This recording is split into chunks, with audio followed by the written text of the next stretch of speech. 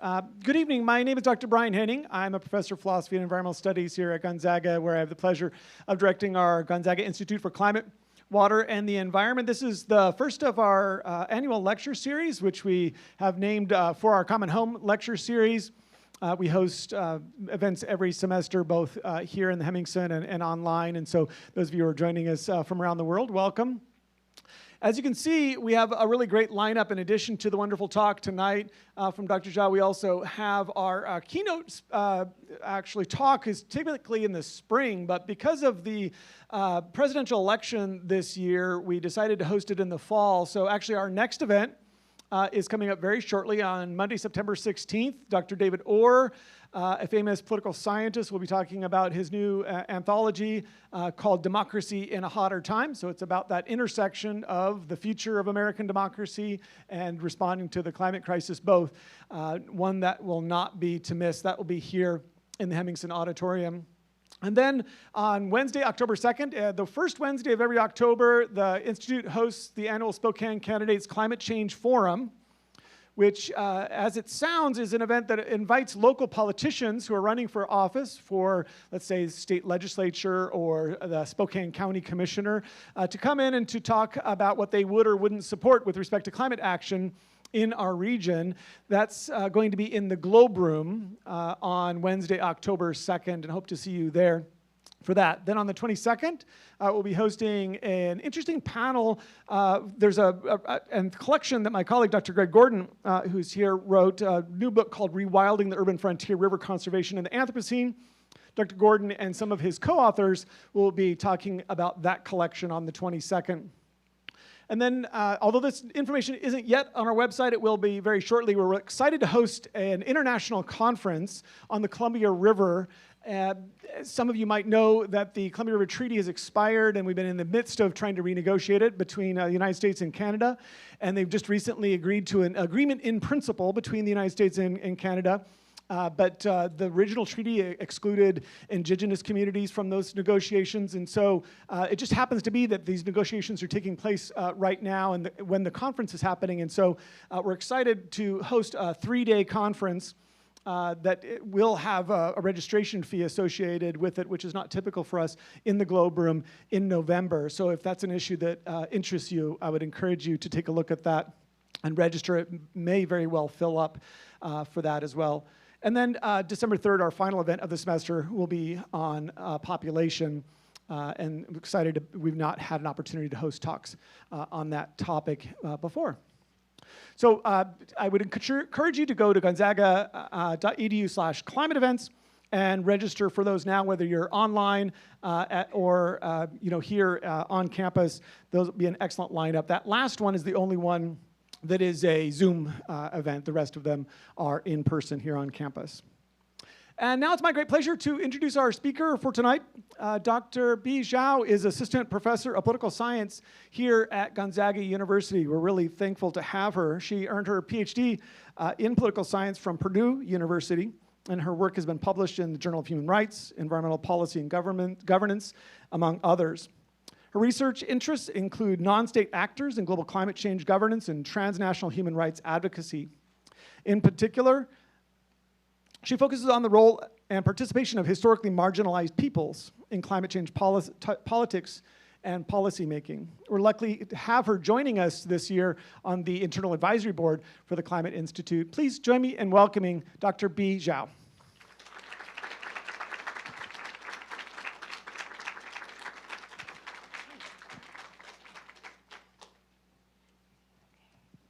Well, thank you, Brian. Thank you, everyone, for coming. What a room. I'm excited. So my name is Bi Zhao. I'm a political science professor, and some of you are in my classes, and you know I am just passionate about climate change governance, especially at the global level. This is my forthcoming book. I have talked about different sections of the book at different academic conferences, but this is the first time I am sharing my research with the Gonzaga community, which is just make it more exciting. So the title of the book is Who Tells Your Story? I don't know, is any Hamilton musical fans in the room? The last act, who lives, who dies? Yes. So in the climate governance arena, you see a lot of voices. And to me, it's not only important different voices are out there, but who gets to shape, who gets to define and tell different stories for different people really matters. So in this book, me and my co-author look at women's groups and indigenous peoples groups at the UNFCCC. I'll get into that in a little bit. And let's get going. So first, a little bit background. This is a book project I co-authored with Dr. Takumi Shibaiki from Syracuse University, and hopefully it's coming soon from Cambridge University Press. And in this book, we have the central question of how do specialized civil society organizations, such as women's groups, indigenous peoples organizations, how do they frame and advocate for climate justice-related issues at the United Nations climate change conferences? And before I dive into that question, let me talk a little bit about what is all this UN stuff, right? So this United Nations, the UNFCCC stands for the United Nations Framework Convention on Climate Change. It is this overarching international agreement governing the multilateral negotiation on climate change among national governments. And as we know, human-induced climate change is caused by this emission of greenhouse gas, right? I come here today, drive my car, and I emit, sadly, some greenhouse gas, carbon dioxide. And this is a truly global commons issue in the sense that the cause for climate change, right? Like there's the United States, there is Canada. You cannot just tell Canada, stop driving your car, stop flying because you're emitting too much carbon, because guess what? The carbon emitted from this country gets to the Canadian border, and you cannot just tell carbon stop, right?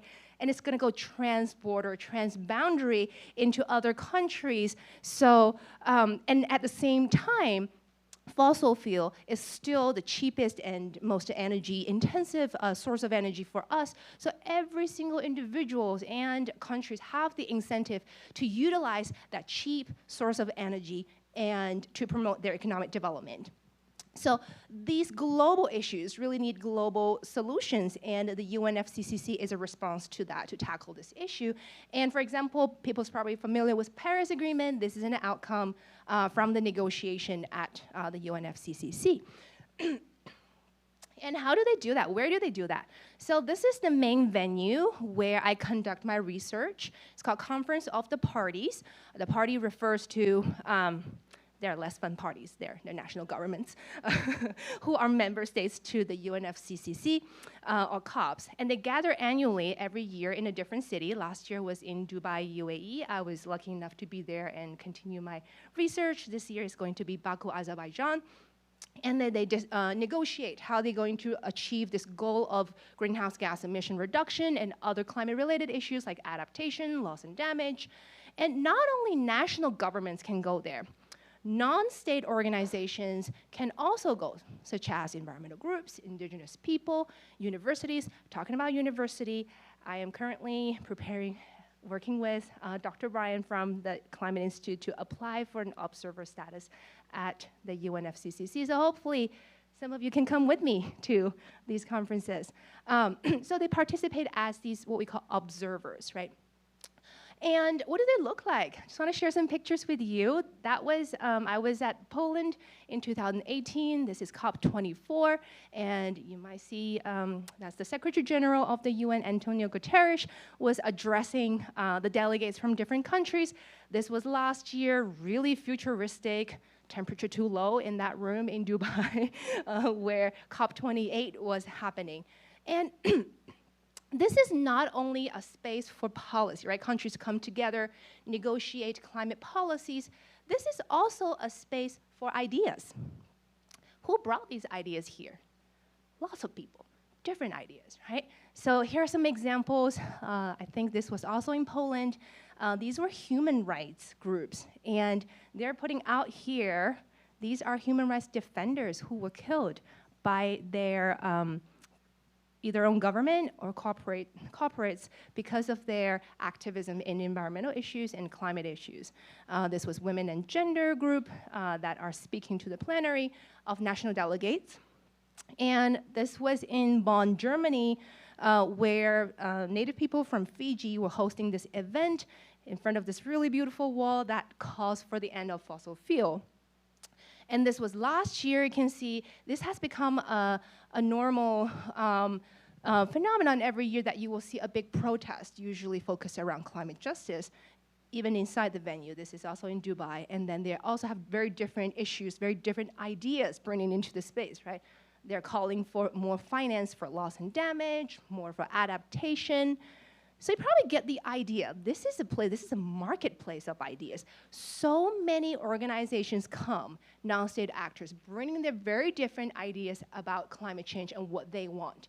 So Takumi and I has always been interested in these type of actors, because at the end of the day, guess what? They don't have the formal political power to vote in these kind of venues. Why do they come? What do they do? Are they successful or not? Are they frustrated, right? We are interested in these kind of groups. At the end of the day, it's a story of David and Goliath, and then these seem to be the ones that promoting ideas of climate justice.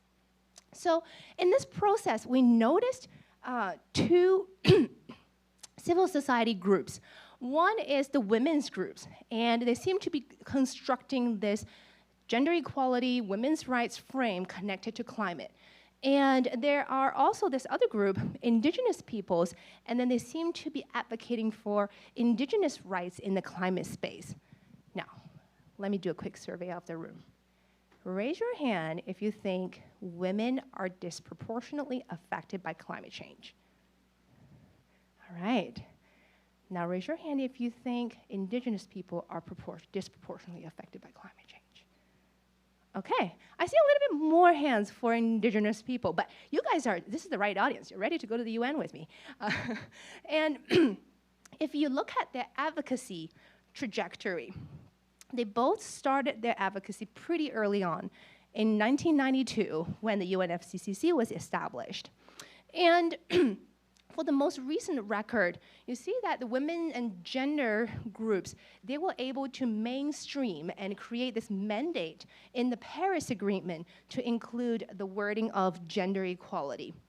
Not only that, they're able to push forward something that is more feasible, that is actionable. They came up with a gender action plan at the UNFCCC. In contrast, the indigenous people, actually, they're also very active, but their cause was included in Paris Agreement, but was only in a small section that calls for the recognition of indigenous knowledge in the process of adaptation. So just from here, it seems that the women's are actually pushing their cause forward a little bit more successfully. And so this prompted us to think, right? All of these groups coming into the UN space, but whose voice? It doesn't mean that being there does not directly translate into meaningful and substantive participation. So in this whole process, whose voice might be heard and whose might be just falling through the crack? And how do these different civil society organizations, women's group, indigenous peoples organization, advocate differently? And how are these different climate justice related frames? Women, indigenous, right? How are they developed? And in our book, I'm not gonna go into details, but we draw on the theory of framing strategy and organizational ecology.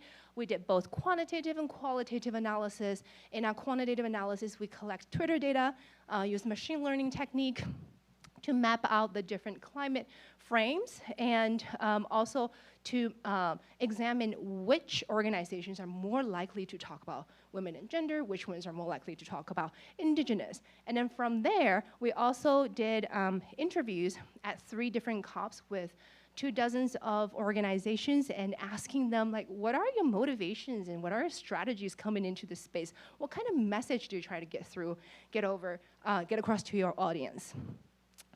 So in the next couple of slides, I'm going to show you some of the findings from our quantitative and qualitative analyses. First of all, we try to have an idea, right? are these civil society organizations talking about climate change in different ways? And then what we call climate frames here. Basically, it's the way that you talk about climate. Climate change is the thing, is one issue that you really can use multiple different frames to describe. And by doing that, you're drawing your audience to pay attention to different things, right? Here, I'm just giving you 2 examples. If an organization that is saying geoengineering is the future of climate solution, they're trying to show you that you should look at this issue from a science and technological point of view, right? And if another organization is saying we need more women at the climate negotiation table, then they are putting on a women and gender frame and then try to have you interpret the issues through that lens. Does that make sense? Okay, so we want to see, are there different climate frames out there? What we did is we collected tweets. When that thing is still called Twitter. It was a, so we collected these tweets from the civil society organizations during COP21 in 2015. And the reason we choose 2015 was because that was the year when Paris Agreement was signed. There was a lot of excitement, expectation from civil society group, knowing a big international agreement is about to come into being. So they're actually really active, whether in the physical space of COP or in the online space. And we used machine learning technique to classify tweets. Basically, what that means is we let the machine do it for us, but we also give it some guidance and say, well, look at these 20,000 something tweets, right? If a subset of tweets that actually talk similar, they have the similar content, wording, then put them in a cluster together, right? And if they are different, then put them in a different cluster. That's basically what it is. And this gave us this map. So what you're looking at is a 2-dimensional plane where each dot on here, they're taking different shapes, but all of these dots representing civil society organizations. And the different ovals represent the frames, the climate frames that they advocate. The closer the ovals are together, that means they are talking about climate change in a similar way. The further apart, they're talking about it in a very different way. So think about Venn diagrams, right? Sometimes there's overlapping, like the ones that we're seeing over here. This blue one is using the science frame. So they're talking about climate change more from a scientific approach. And the orange and the blue one here, one is energy, one is economy. And as you can tell, science, energy, economy has a lot of overlapping, right? They have that space, discursive, on this discursive map. Whereas over here, there is some overlapping, but this red oval over here represents the women and gender. And you start to see they are pulling away from some of the more traditional framing of climate change and claiming their own space over here. And then down here is the indigenous issues frame, right? And then you can tell, like, it's probably, it doesn't really have overlapping with science, and it's also claiming its own space in this discursive map. So basically how different and where these organizations are when they talk about climate change. So naturally the next question is, who is driving this map, right? Who is talking about women and who is talking about indigenous people? So we collected more data, run more statistical models, and we found that for women's groups, they're really actively spearheading their own story. They really had developed this genuine ownership of their own issues, because if you compare, what you look at here is a marginal effect figure, and the further to the right the dot means the more likely that group will talk about women and gender issue. So if you compare women groups with some of the other groups, you can see women's groups are really talking about their own issue, right? And so much more than the other groups. When it comes to indigenous, they are still talking about their own issue. However, you see the difference here. Among all the tweets that are about indigenous issues, you actually find conservation groups, forest groups, health groups, rights and justice NGOs using indigenous language, using the indigenous narrative, whereas they are not inherently indigenous people. And in comparison, the indigenous people seem to be less comparing with the other groups, right? So looking at just these two quantitative analyses, and we are thinking, well, what is explaining this, right? How are they actually constructing their narratives, their climate frames? Is this another story of the marginalization of indigenous people at the global level? So with that question, we did more interviews. The qualitative studies come in here, and oh, I missed a slide. That's just putting the other two slides side by side, and then if you look at these two graphs side by side, it's pretty clear women's groups stand out comparing to others, and then indigenous groups seem to be lacking a little bit compared with the other groups talking about their own issues. And we gave it the definition, we call it the first type, self-representation. The women's are representing their own issues. And then the second one is surrogate representation. It's not that the indigenous people are not talking about themselves, but as they talk about indigenous issues, there also seem to be all these other organizations that crossed over into the indigenous space and talking about indigenous climate issues as well. Now on to our interviews. So we're going into these COPs and really like chasing these civil society organizations because we really want to respect their time there.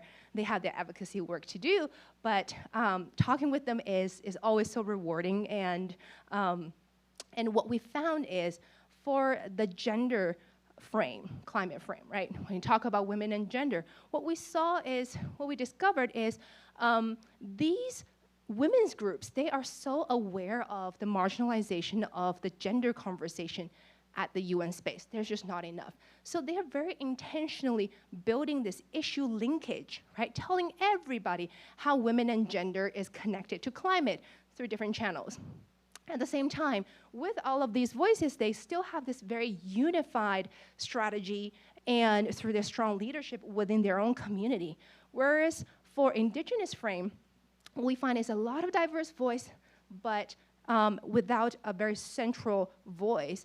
And there's fragmentation between the indigenous people themselves and those who crossed over. Remember the forest, the conservation groups that come into the indigenous space and talk about indigenous issues. So I'm gonna unpack a little bit each climate frame. For the women and gender, we saw that this frame is shaped through many themes, right? These organizations really use their expertise to connect women and gender with climate through all kinds of venues: poverty, education, transportation, reproductive rights, youth. Some examples, some quotes. This is someone from Gender CC, a women's group in Germany, and I talked to her, and then she said, a working man goes around in a car, he lives at home in a nice remote area, then he goes to work, and he comes back. But what about the caregivers? Like women. They're so remote from the services to all these kinds of things, and this creates a lot of emissions. So this organization was working on urban planning, and then she is using urban planning as a way to connect women's rights and climate change, and how the way that we plan our city and the infrastructure is very much focused on the so-called productive economy rather than care economy, right? And this is an organization from Nigeria that says women in resource-dependent communities are disproportionately affected by climate-induced water and food, there is a typo there, shortage. And she's using her expertise talking about this resource dependence and how that play into caregiver, usually women, in these communities. And Arrow is an organization based in Indonesia, and then they were talking about how climate-related natural disasters can exacerbate women and children, women and girls, sexual and reproductive health post-disaster, right? So these are just some of the examples of how each of them use their expertise and also intentionally educating people. These are some of the ways that women's rights is connected to climate change. But with all of these voices, they're also very strategic in the sense that they have this disciplinarity. And what do I mean by that? The first is they have a strong leadership within these women and gender community, and they are very clear. They have this political savviness, understanding that in order for their voice to come through, they need to sing from the same songbook. They need to have a unified voice.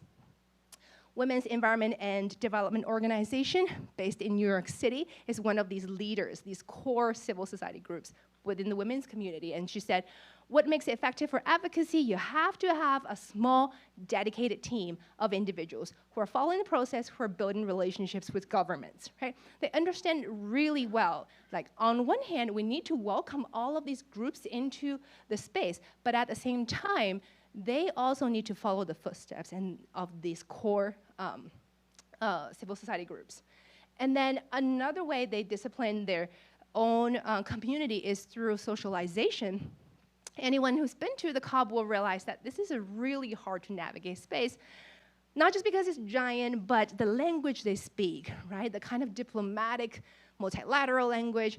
Not a lot of the organization coming from especially the global south can adapt to that environment. So another thing they do is they help new organizations translate their stories and give them skills and tactics in these negotiation spaces. Right. So through that, they're able to build a strong issue linkage between women and climate and use their strong leadership and socialization to have very effective advocacy. Let's take a look at indigenous people.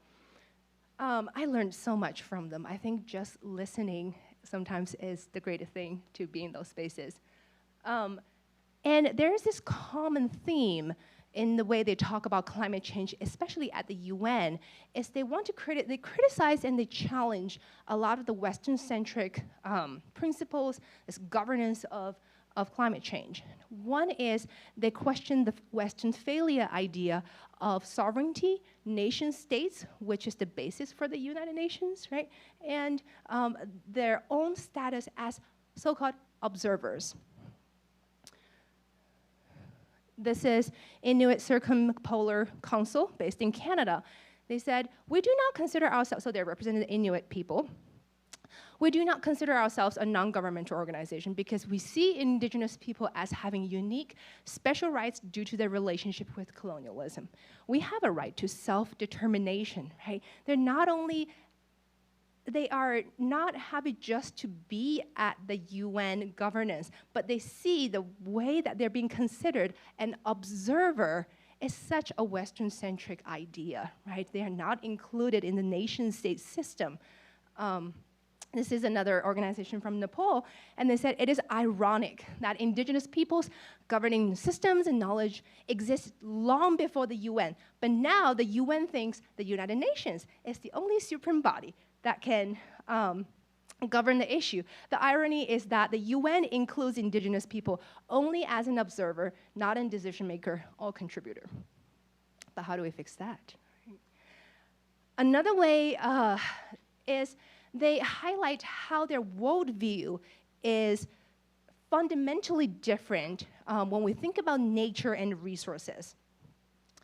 Again, this representative from Nepal said, in our perspective, you're the intricate part of nature, so nature is your family, right? It's your brother, it's your cousin, it's your grandma.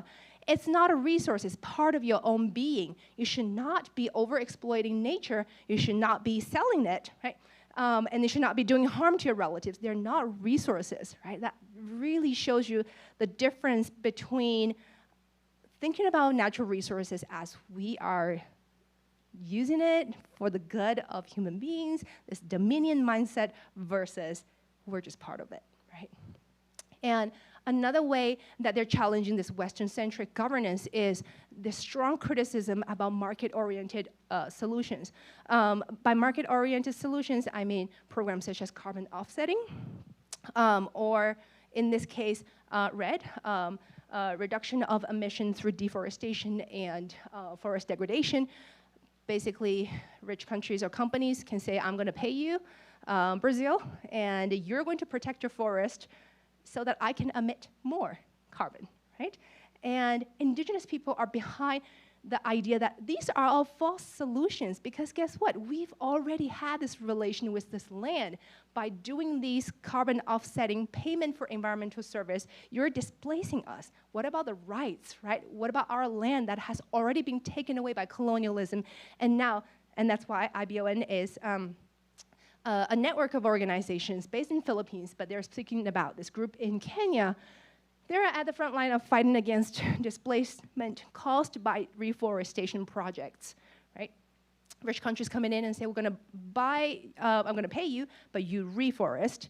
And it's a new form of colonizing Africa, and developing country resources are being used to offset the greenhouse gas emission of developed countries.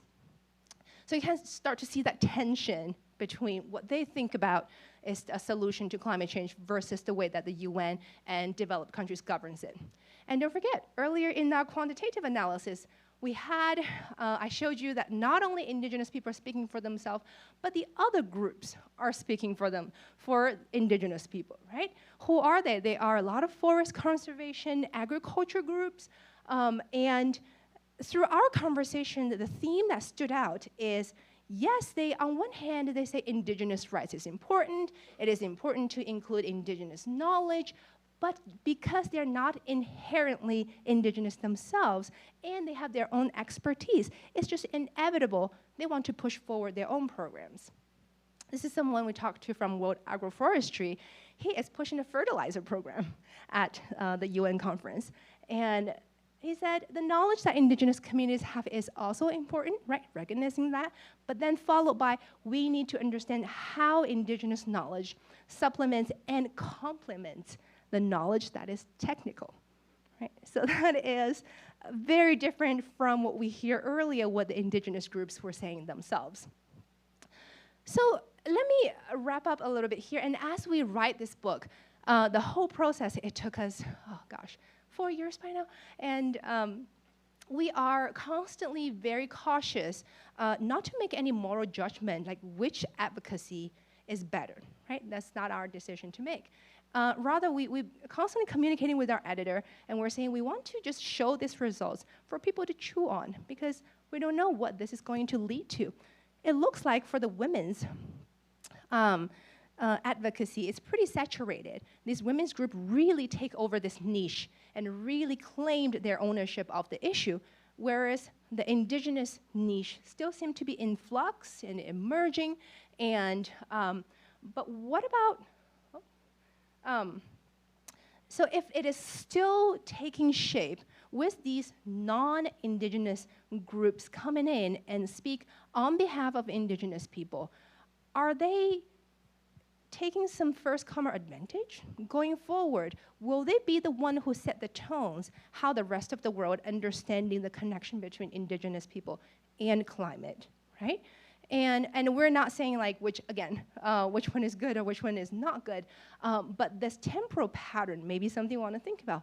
And I want to leave you with this question, because I think it's, when I do this research and I was preparing tonight, I constantly think about the mission of Gonzaga University. We say we care about justice. We say we care about the planet. But in these kind of situations, especially when we want to be an ally to the most vulnerable, how can we be thoughtful? How can we be mindful and really helping them and uplifting those voices, whether it's local or at the international stage? All right, thank you.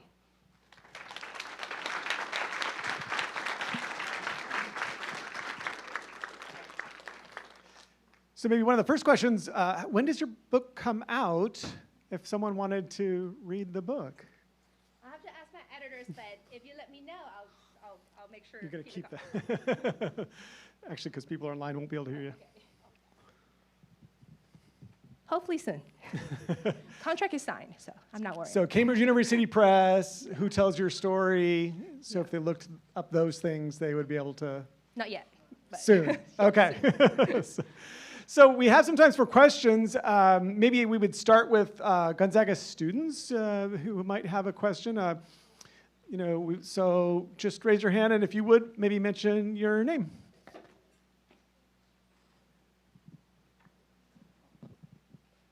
Hello, my name is Luke Kashuniak. My first thought, right, is that somewhere around maybe 50%, a little under that, are people who identify as women, right? And potentially a little more than that are people who identify as women or other marginalized gender demographics, right? That's a large percentage of the people on Earth, right? Then when we think about the percentage of Native people, that is a very small percentage, right? I guess my first question when I was looking at that, I'm thinking a lot of different demographics in order to, like, I think women are able to potentially take control of their narrative, right? Because it's very thankful that it's a huge amount of people. There's a massive volume of that. My question is, do you think that for the indigenous side, because that percentage of people, the amount of people that are able to be pushing that issue is so small, does that potentially correlate to why the percentage of other groups, right, potentially almost necessarily, if they want to get the amount of, potentially on their own, they might not have the amount of volume of voices to make what they want to happen make a difference, and that might be why they have that lower percentage. Thank you. Thanks for the question. I think starting with number is always a good thing. And you're correct that, well, half of the population, near half, oh, close, I'm sorry, almost half of the population is women, whereas it's probably less percentage that are indigenous people. And I would say in this space, size of population sometimes does not correlate closely with how loud you are or how effective you are. An example that I really like to talk about in my class is the country Tuvalu.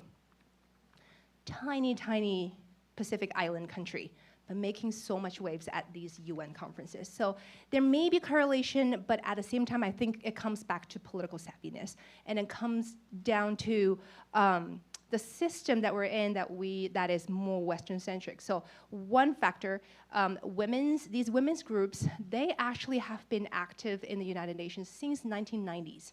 From 1990s, I don't know if anyone ever learned about this in the different classes. It's called the Decade of Women. There are a lot of women's conference, and then they kind of learned and they accumulated that experience how to navigate these multilateral venues. And then when they come to this climate venue, they're able to bring that experience here. And the second thing is, if you notice, we use the Twitter data to map out the climate frames from different groups. And what about the dog that doesn't bark? What about whose voice is missing from Twitter, right? And then we address that in our book. It could be these indigenous people just do not have the capacity, financial resources to use Twitter to have their voice out. And that is just another way, sadly, that they're being marginalized, supposedly in a more democratic space. A similar question. I put up the relevant chart there. In your qualitative research, did you find that indigenous communities in general had an appreciation of the NGOs in taking up their framing, or a different reaction to that? Because when I see that, I think, is that seen as a welcome representation or not? Again, as researchers, I don't want to say like whether this is alliance building or is it a crowding out indigenous voices, but from or appropriation is what I was wondering as well. Yes, borrowing their ideas too for their own benefit, right? To appeal to emotions and all that. But at least from our qualitative interviews, there is a very clear. Let me give you an example. There is the Inuit group talked to us, and then they said, well, on the surface, all of these groups seem to be pro-environmental protection, but deep down there is this difference, disagreement, even between indigenous people and Western environmental groups. And then they were saying, Greenpeace, and then this is the indigenous voice, and they said, there was a time they pushed too hard. They were just too radical in the trading of the seal skin. They wanted to ban that, but guess what? Killing seals and caribous is a tradition practiced by these Inuit people for the food, because they have a relationship with it, and then they sustain it mutually. But Greenpeace put up pictures of ice, white ice, with this killing of these animals on top, just to appeal to the Western. So I'm thinking about the conservation groups here, right? And then the Inuit group said, well, this is just so Western-centric, and you're just using this as an environmental kind of a banner, but at the same time, the Western culture is actually based on butchers. Any other students? Yeah, just mention your name if you would. Okay. I'm Ruby. So with your Twitter data of the groups that overlapped, or the topics that overlapped when speaking about women's issues and indigenous issues, what were they? Like, if there is significant overlap with women, was it with science? Was it technology? There's a part of my book that I didn't talk about is we compare what we call multi-issue groups and specific issue groups, what we call the generalists and the specialists. So in the middle are a lot of generalists. So meaning they are organizations that do not just focus on one issue, they have multiple issues. So groups like Greenpeace, WWF, and on here there's Practical Action is one of those groups. So in the overlapping ones are a lot of these multi-issue, the bigger, in the literature, in the research, they are a lot of times considered the gatekeeper of what message gets out. And I think over time, they also see it for their own survival. They need to talk about different things. And if they're talking about climate justice, how can they not talk about women's issues? So in the middle, it's kind of those kind of groups.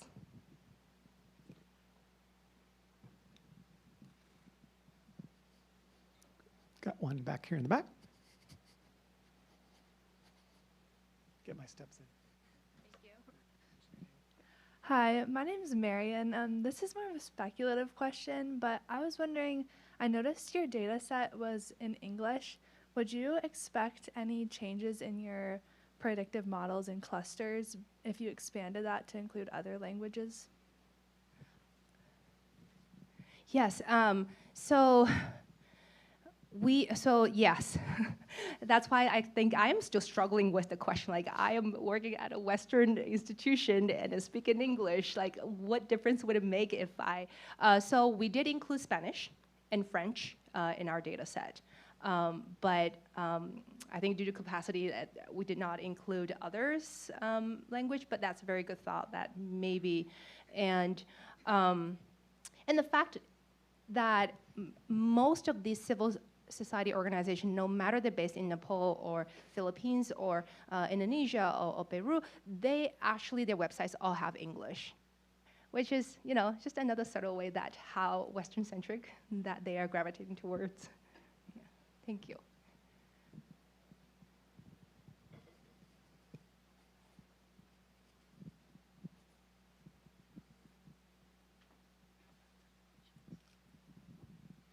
Hi, my name's Thomas. I was just wondering, for the interviews that you said you conducted, kind of firstly, how did you go about getting in contact and getting the interview set up? And then secondly, was there ever kind of concern that you maybe were missing parts of the movements or the frames that just wouldn't be represented by the kinds of people that would respond to an interview? Yes, that's a very good question. So to answer your first part of the question, every COP for these civil society organization, one major way they can participate is organizing what we call side events. So they would have these panels and then these discussions on the issues they're interested in. And there is a public available archive on the UN website of all of these events. So what we do is we go to all these years and then figure out, for this one is just COP21, we figure out who, and then the information contains what is the title of the what is the title of the event, what are they going to talk about, and then who is talking. So we go through those lists and then scrape all of the organizations, email every single one of them. And usually the response rate is pretty low. And I always joke that at these conferences is like, there's a hierarchy, and I'm just a little minnow, try to chase the bigger fish in the pond. No, minnows shouldn't be chasing big fish. Anyways, you get my idea. Once we have, and then we identify the leaders. We always make sure that we talk to the leaders. And then once we talk to them, we use this technique called snowballing. And then we ask them, who else should we talk to? Also, we try to cover multiple COP. And we ask them, like, who do you think I should talk to that is not here? Because attending COP is not cheap. You have to fly to another country, spend 2 weeks there. Like, who has this money, right? Like, in the middle of my interview with this Nigerian, that someone else came to her and just said, like, our plane ticket got canceled. And then they have to figure out all of these things. So I do ask them who else is not here that I should talk to. And then I set up, back then was not even Zoom, phone calls with them, and then have some of the interviews were done over the phone. I wonder if we could zoom out just for a second on the UNFCCC's sort of COP system in general, just as an approach to trying to gather the world's community together to address this hard problem. And since we've had since 1992 working on this, we've get a significant achievement in 2015, so there's a little bit of time between 1992 and 2015. Part of my question would be, in general, as a scholar of this area, do you feel like this system is adequate to the task? Because you've got some relevant critiques coming from women, indigenous communities, for example, Western-centric approach. So what is the answer? Fix it, break it, replace it? Where do you come away from thinking about the structure we've got and what to do moving forward? Do you still participate in it? Do you think it's worth it? Is it going to do what we need it to do? Yeah, such a good question, and I constantly think about that, right? If you think about right now, we're in 2024, and it's been, 3 decades? And then I think I gave another talk for COP28 last year. Guess what? Last year, COP28, almost 30 years into this issue, is the first time ever that fossil fuel is mentioned in the international agreement. And they're like, yes, what a giant step. Like, no, you're taking a baby step for 30 years. So the question is, like, why do you still do this, right? Like, and the clock is ticking away. Like, is this the right venue? And sometimes I ask this question to some of the civil society groups, and I think about this as well. First of all, there is a phrase called venue shopping, right? Civil society can think about, what are some of the venues, what are some of the conferences out there that I can shop for that achieve my best outcome and effectiveness? But guess what? There's no alternative venues. And for an issue like this, you do want the major polluters, China, United States, to be on board. And then you have to have, is this system working? Is it broken? I would say it's pretty broken, but it's better there than without, and at the same time, it provides this platform, at least for them to raise awareness, even though we are still very far from, say, 1.5 degree. Yeah. You had mentioned, but I wanted to lift up the fact that we're working on an application so that Gonzaga University and the Climate Institute could be an observer to these meetings, and so that Dr. Zhao could take a delegation, hopefully some students eventually, which would be exciting to be able to continue that. So something to keep an eye on. Also in the spring, we hope to hold, because this is a recurring part of your work, I don't know if you wanted to briefly mention sort of the idea of hosting an annual spring talk. If you go in November to the COP and then come back in the spring and share, do you want to talk a little bit about what you envision for that? Sure, this is a really great opportunity to work with Climate Institute. I plan to, as circumstances allow, to COPs every year. It's always happening in November and December, and continue my research. If you want to hear about my next book, I can tell you later. But so the idea is we will have a debriefing session every spring at the beginning of the spring semester. That I hope to be part of it, and maybe other local participants from Spokane area, other participants at each COP to come back together and then give you this debriefing of, what happened this year at COP. And I think it will be really interesting and good opportunity for you to stay current on this global issue. Something to keep an eye on. You can regularly attend, and obviously you want to try and get into Dr. Zhao's classes to be able to figure out how to be able to participate in this. Let's thank Dr. Zhao for her excellent talk.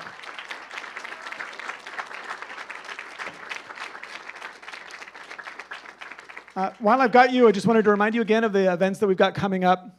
And also here in the room or at home, if you have the means to support us, I hope you will consider doing so that we can continue to host these really great events. We hope to see you on September 16th with Dr. Orr on Democracy in a Hotter Time. Thank you for coming.